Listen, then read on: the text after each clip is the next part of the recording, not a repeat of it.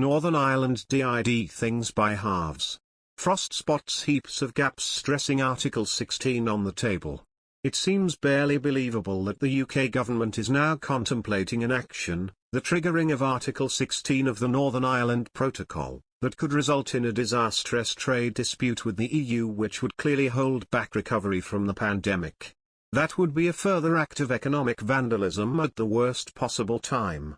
It is critical that the UK government responds constructively to the EU's new proposals on the protocol, and that devolved governments are now meaningfully engaged and their views heard. Almost every aspect of life in Scotland is affected by the UK's trade and cooperation agreement with the EU and by the wider EU-UK relationship. Both are now imperiled by this dispute over a protocol which the UK government itself negotiated and signed up to only 2 years ago. In the meantime, I do urge you to grasp the opportunity of the ongoing talks to find durable solutions. Lord Frost has slammed the problematic Northern Ireland Protocol as he warns Brussels Article 16 remains on the table. Lord Frost of Allenton, 56, concluded his 2-day trip to Ulster with a 5-part social media update on the Northern Ireland Protocol. During his update, the ex-CEO of the Scotch Whisky Association said while there is still time for Brexit, Britain and the European Union to come to an agreement, Article 16 remains an option for the UK government.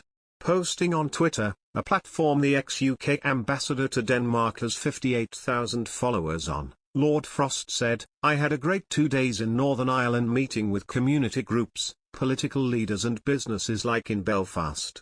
In his radio appearance on Good Morning Ulster, the Cabinet Office Minister revealed the UK has an ambitious compromise to tackle issues in the province and said the issue of goods moving from Great Britain to Northern Ireland remains at the heart of the problem. The proposal would see goods staying in Northern Ireland flow freely, but those destined to reach the Republic of Ireland being policed by the UK in the Irish Sea. Lord Frost was keen to stress this hybrid approach would not necessitate infrastructure or checks on the Ireland-Northern Ireland border, and added the UK government's recommendations in the command paper do not mandate such measures either. When pushed by Good Morning Ulster's Sarah Brett on whether Brussels was broadly in line with the UK's position on checks but just wants more monitoring, Lord Frost said, "I think there's more of a gap, to be honest, than that suggests. We are in a situation where the EU has made some proposals. At the moment, without going into detail, I'm not sure they would solve these problems."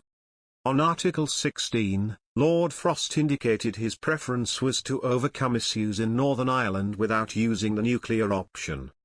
However, he stressed it remains a perfectly legitimate option and claimed it would be invoked to help trade flow more freely within the United Kingdom.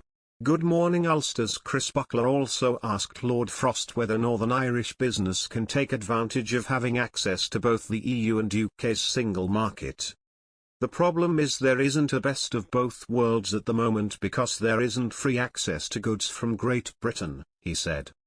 According to the Northern Ireland Statistics and Research Agency, Great Britain made up for £11.3 billion out of Ulster's £23 billion exports and £13.4 billion out of the province's £21.3 billion imports in 2019.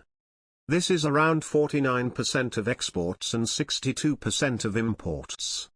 Estimates suggest trade barriers erected under the Northern Ireland Protocol between Ulster and Great Britain have cost the province around £850 million to date.